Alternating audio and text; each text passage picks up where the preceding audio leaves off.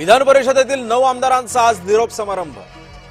उद्धव ठाकरेंसह नीलम गोऱ्हेंचाही कार्यकाळ 13 मे रोजी संपणार। राज्याच्या अर्थसंकल्पीय अधिवेशनाचा आज शेवटचा आठवडा। सभागृहामध्ये खरात प्रकरणाचे पडसाद उमटण्याची शक्यता। खरात मुद्द्यावरून सत्ताधारी विरोधकांमध्ये खडाजंगीची सुद्धा शक्यता। धनगर आरक्षणासाठी आजपासून पुन्हा एकदा एल्गार। धनगर बांधव आझाद मैदानावरती धरणं आंदोलन करणार।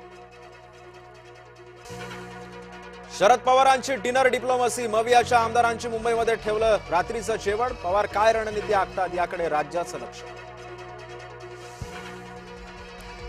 आज उपराजधानीमध्ये वंचित काँग्रेसची मोर्चाची हाक। संविधान चौक ते संघाच्या कार्यालयापर्यंत असणार मोर्चा।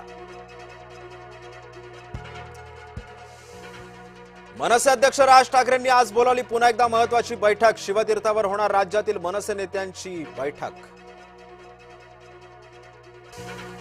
आज बीएमसी मध्ये बेस्ट समितीची बैठक। बैठकीमध्ये बेस्ट संदर्भातील विविध मुद्द्यांवरती चर्चेची शक्यता। विदर्भातील ज्येष्ठ नेते दत्ता मेघे यांचं निधन। वयाच्या 89व्या वर्षी घेतला नागपुरात अखेरचा श्वास। मुंबई पुणे एक्सप्रेस वे वरती पथकाराचा भुर्दंड। 2045 नंतरही एक्सप्रेसवे 10 पदरीकरणाचा प्रस्ताव। बीओटीवर प्रकल्पाची होणार उभारणी। पंतप्रधान नरेंद्र मोदींचा अनोखा विक्रम। भारतातील सर्वाधिक 8,931 दिवस सलग सरकार प्रमुखपदी राहणार नेते बनले। एअर इंडियाची 2,500 उड्डाणं रद्द। युद्धाच्या 3 आठवड्यामध्ये मोठा फटका।